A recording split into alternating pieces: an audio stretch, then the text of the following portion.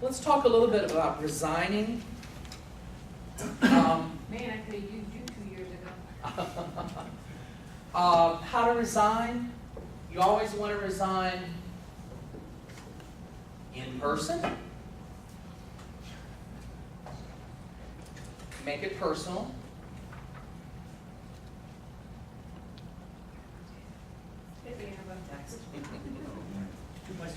Follow up in writing. The reason for following up in writing is you want some documentation. You want a paper trail. You don't want someone to twist your words at a later date. Always try to keep your reason for the decision as neutral as possible. It's a small world, being made smaller every day by telecommunication and technology. Keep things neutral. You never know when you're going to be faced with that person again, or that company. I guarantee you it's karma. Keep it neutral. And always provide proper notice. You should always provide proper notice, 2 weeks. Some companies will dismiss you immediately and pay you out. That's their decision. If you're dealing in technology and you have access to proprietary systems or data, typically you'll be walked out. It's no hard feelings, it's just security reasons. But always give, I say, for professional positions, a minimum of 2 weeks. If the employer wants to end your employment sooner, let that rest on them. Okay? What are you going to do if you go to tender your resignation and the company wants you to stay? Okay? First thing you should do is stop everything, call your recruiter. Years ago, I used to teach a mini seminar called 10 Reasons Why Not to Accept a Counter Offer. Okay? Some of those reasons are not so valid anymore, but give your recruiter the professional courtesy of intervening, okay? And they're going to walk you through the process, such as asking you to recall the reason that you first decided to resign. Next, understanding that accepting a counteroffer is unprofessional because the minute the word resignation came out, your loyalty is in question. Why do you think people are offered counteroffers to remain? What's the thought process with that manager? Why would I want you to stay? Keep them quiet, or? No.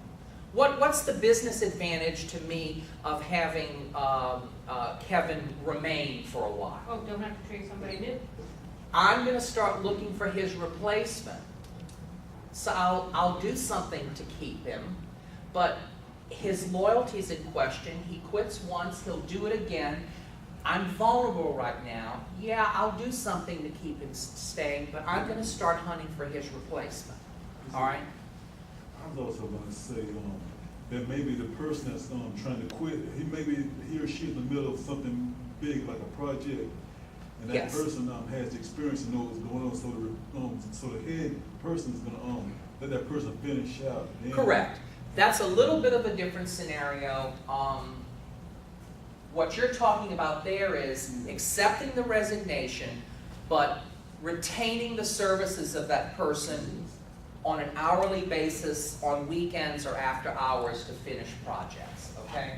That's a little bit different, but that's a good point. So you're saying, once you say that, they're coming back, oh, he doesn't want to be here in the first place, so now I'm going to see if I can't find somebody. But we're down the road. vulnerable and we need him right now, so if he wants an extra $3,500, we're never going to spend that $3,500. We'll get rid of him in 6 weeks. We'll spend $600. Yeah, I've never seen accepting here, put it this way. Here's the statistic. People who accept counter offers, 6 to 9 months later, if you call back to that company to find them, they've left. Rarely does that person remain with that company and move on. At some point, I guarantee you, they're going to move out. Okay? Next, accept the fact that you'll be replaced within 6 months anyway, or that you're still going to resign in 6 months. And you'll never really see the raise if they keep you, because they're gonna let you go as soon as they find your replacement. This worked in my career as a commission-based recruiter like a charm. We used to say in the old days, accepting a counteroffer is the kiss of death. And I promise you, the cards always lie that way. My gosh, you got a new job through using a recruiting service or on your own, and the new job is just not working out. Ouch. Okay? If you've gotten it through a recruiter, once again, there goes that stop sign. Call your professional recruiting resource. 60% of cases of job not working out can be resolved by discreet intervention on your behalf by the recruiter. It's what we do. Sometimes the job is working out, but it's fear of change. You know, recruiters are typically liable for some sort of placement guarantee anyway, so please give the recruiter an opportunity to intervene. They'll know how to call into the client company, do a QC check, talk to the hiring manager. You know, what if you think the job's not working out, but when the recruiter calls your manager to see how things are going at the first 30-day checkup, they think you're the best thing that's ever hit the company, and you were about to sabotage it, okay? If the situation cannot be resolved, work with the recruiter to give proper notice. It's all about the I word, integrity.